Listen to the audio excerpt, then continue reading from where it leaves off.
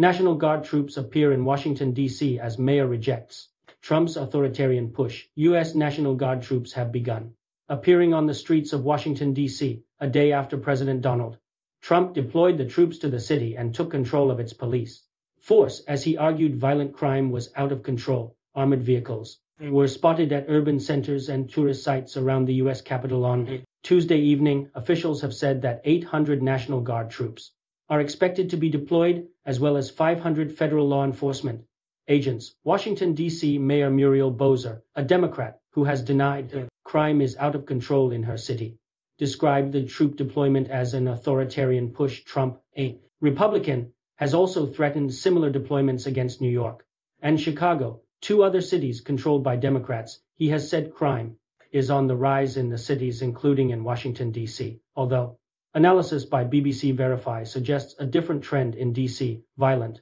offenses fell after peaking in 2023, and in 2024 they hit their lowest level in 30 years, according to figures published by Washington, D.C.'s Metropolitan Police MPD. They are continuing to fall. According to preliminary data for 2025, violent crime overall is down 26% this year, compared to the same point in 2024, and robbery is down 28%.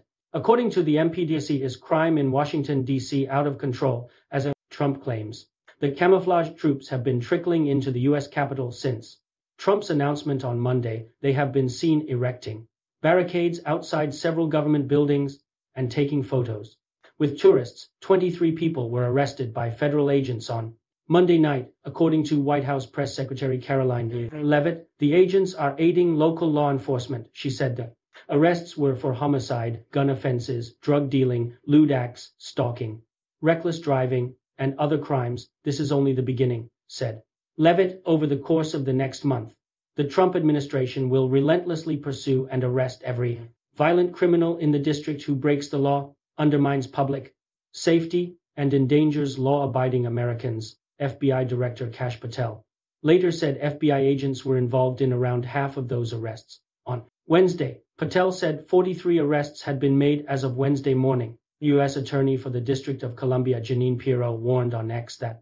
anyone who assaults an officer will be prosecuted. In a video she posted to the platform, she said an individual who had thrown a Subway sandwich at a police officer was facing a serious charge. This guy thought it was funny. Well, he doesn't think it's funny today, because we charged him with a felony, she said. Both the mayor of Washington and the city's police chief said earlier in the day they shared the same goal as the federal agents. What I'm focused on is the federal surge and how to make the most of the federal officers that we have, Bowser said after a meeting on Tuesday with U.S. Attorney General Pam Bondi. Metropolitan Police Department Chief Pamela Smith said, "We know that we have to get illegal guns off of our streets, and if we have this influx of enhanced presence, we know that it's going to make our city even better." But at a town hall on Tuesday night, the mayor sharpened her criticism of Trump. Bowser called on community members to protect our city, to protect our autonomy, to protect our home rule, and get to the other side of this guy.